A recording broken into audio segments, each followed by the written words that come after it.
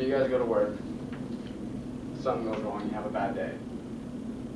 You get home, you're not in a good mood, your significant other sitting on the couch. They've had a bad day. Something comes up, an extenuating circumstance. You get into an argument.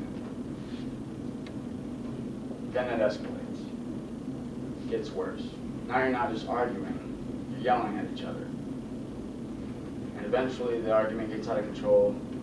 You're having a harder and harder time remembering what it is you were talking about, and you now go from yelling to screaming at each other. And then you imagine what happens.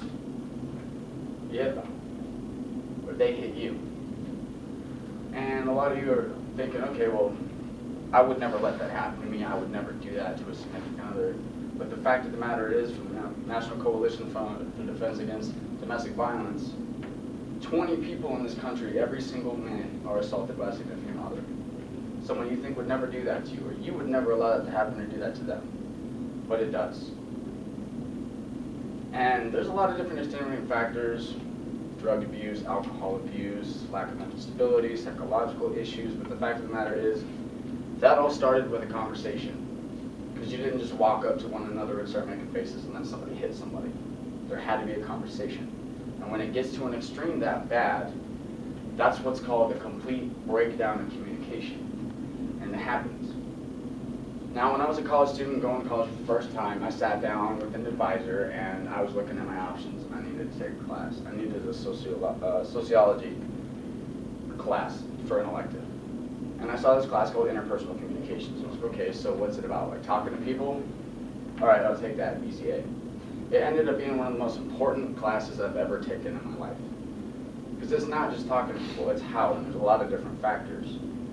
And before I took that class, I had the idea in my head that a lot of people do. Arguing is bad, especially when it comes to you and a significant other.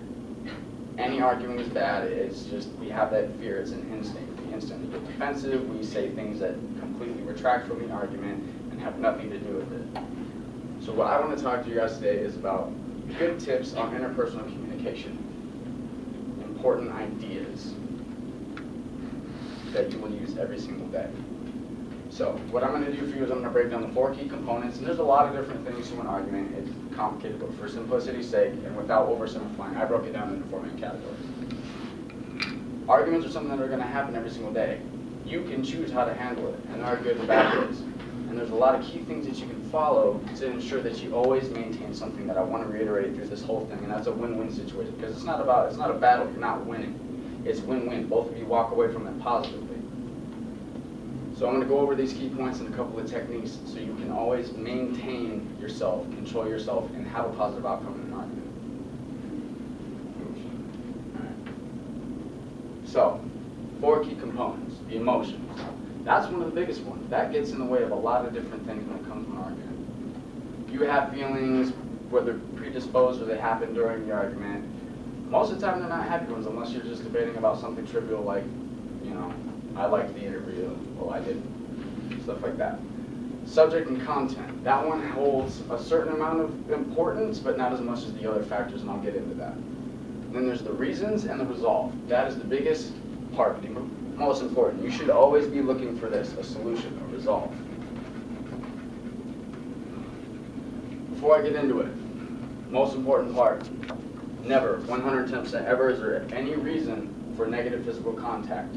Any of these examples, and it can be as little as restraining someone when they want to leave the altercation or the argument. Let them leave. It is not up to you to keep them there.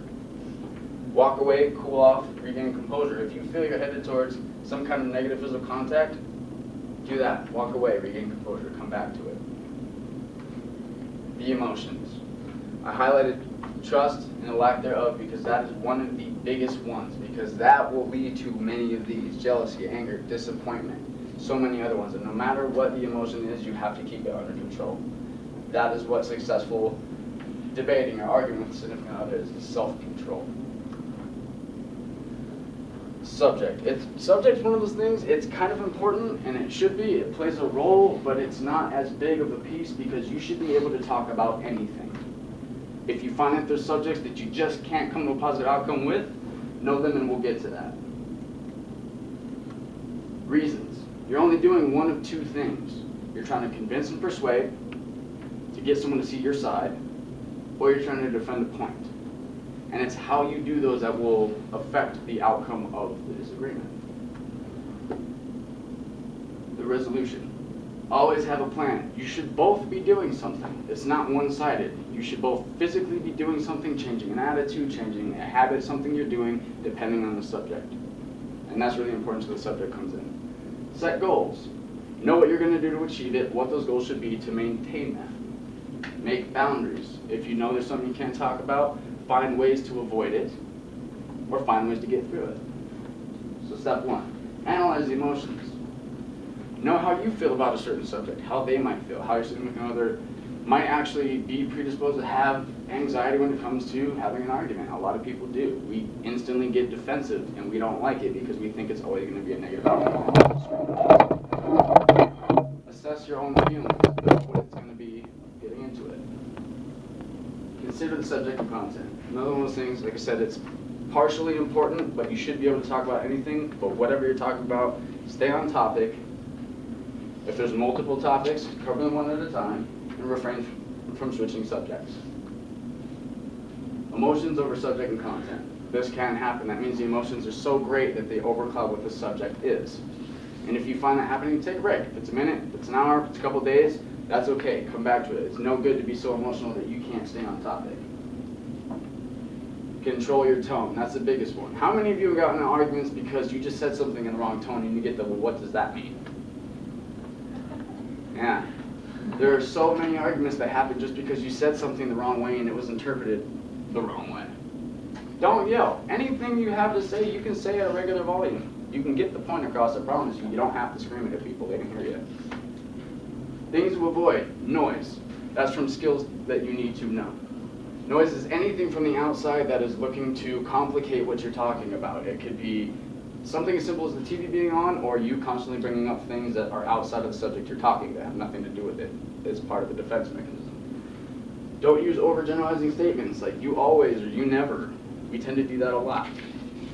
Do not bring up past events. It's one of my favorites because everybody does that. Well, last week you did this or what have you because it detracts from it. Don't use bad language. While you might be passionate about something, it can confuse. Don't say things that are hurtful. You detract credibility if you're just saying things to deconstruct someone else's argument to make yours own valid.